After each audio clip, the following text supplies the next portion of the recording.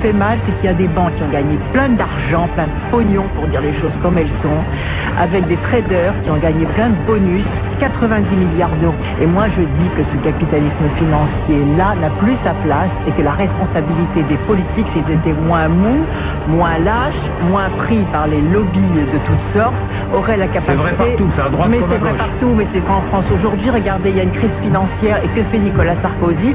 Rien. Il est là, les bras ballants, en train de nous faire des taxes sur les pique-niques. De toute façon, je continue. Non, monsieur Sarkozy, tout n'est pas possible dans la vie politique. Tout n'est pas possible. Ce discours, cet écart entre le discours et les actes. Si l'État licencie, alors là, où va-t-on?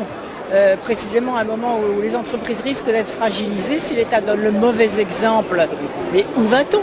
Donc c'est totalement incohérent. Et on a là à la tête de l'État des gens qui n'aiment pas le service public. Et voilà ce qu'ils en font. Et les fermetures des tribunaux, la fermeture de la poste, la fermeture des gendarmeries. Maintenant ça suffit, je crois. Il faut que les gens se réveillent, se révoltent, protestent. Parce que si les gens bougent, ça ne se fera pas. Et si les gens restent inertes, ça se fera. Et moi, je veux que le peuple bouge pour que des décisions si bêtes que celles-ci puissent au fond, être remises en cause. Voilà, et qu'on nous garde le service public. Un cycle s'achève. Celui inauguré par Madame Thatcher, qui nous répétait il n'y a pas d'alternative.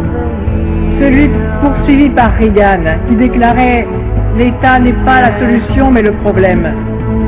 Celui où l'on claironna après la chute du mur que nous étions arrivés à la fin de l'histoire.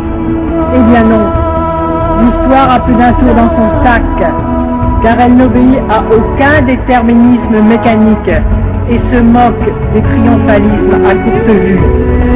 L'histoire est pour le meilleur et pour le pire ce que les hommes et les femmes en font.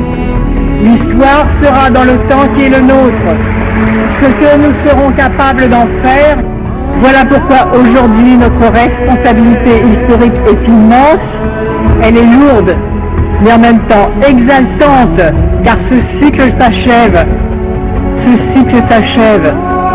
en ayant semé tant de mépris, tant d'injustice et de précarité, tant de hantise, de tomber sans pouvoir se relever, tant d'inquiétude pour l'avenir et tant de doutes sur la capacité de la politique à remettre les choses d'aplomb, qu'il y a urgence, extrême urgence, urgence à empêcher que le monde ne se défasse davantage.